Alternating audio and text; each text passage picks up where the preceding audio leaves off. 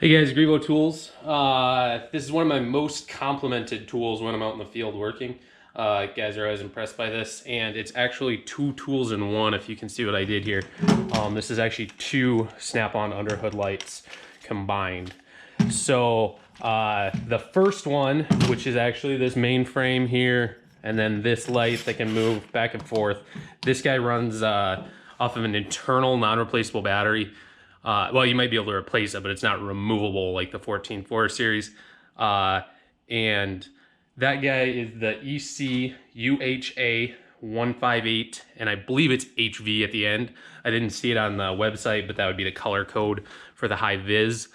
They had red, green, orange on there, and maybe search a part number, it might come up. But yeah, so this guy can run off of the charging cord. It's an AC adapter, and it's a pretty good length. I want to say it's like 15-20 feet, but then you have a cord coming underneath your hood. Or it can run off the internal battery. On the low setting, I think you're supposed to get 8 hours out of it on one charge. On the high setting, you're only supposed to get a couple hours. Me personally, the low setting is actually more than enough when you combine it with this guy. So this guy back here with the brackets is the Snap On CTLUH761 HV, and I bought that one first, and that actually came on this underhood bracket. I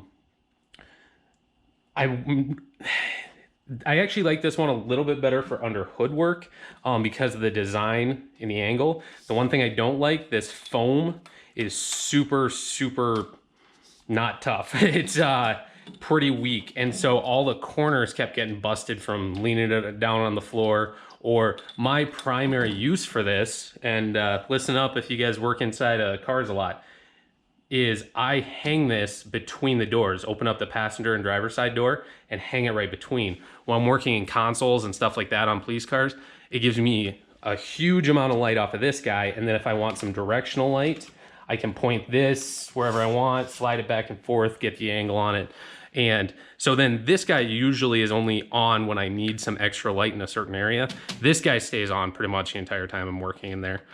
I usually get about 3 hours per charge off of that. This uses the 14.4 replaceable, so you can pull one out. I have no problem. 2 batteries can keep this guy running all day long without an issue. So if you want to make one of these yourself, you're probably easier moving it to this style bracket than trying to get this guy on this style bracket. And I wanted to go with this one just because the ends are rubberized. This is a heavier duty, and this hooks between a car door's interior, which is my primary use, better than this shape. But yeah, pro tip guys, if you do have this one, a couple of screws, and then you can pull this guy out of there and put some heat shrink just around there. Makes it a lot tougher. This guy has been on there now because these ends were all split out and you can't even tell anymore. So you get a little kink from the heat shrink, if you can see that, but works a lot better. So the only thing that you need to do, well, it's actually a little bit of a pain in the butt. The way this works inside here is this guy, there's a big bungee cord that is looped through here. Runs, see, how does that work? It actually runs from here down through a little pulley in here and then onto the rod. So when that rod pulls, it's stretching that bungee up and through. So you have to pop out both sides pretty much and take that whole mechanism apart in order to slide these plastic pieces off, because they won't fit over this black plastic cap. So you need to at least get one of those out. By the time I was done, I had to take both out because of the bungee cord in there and rerunning it. That's the hardest part.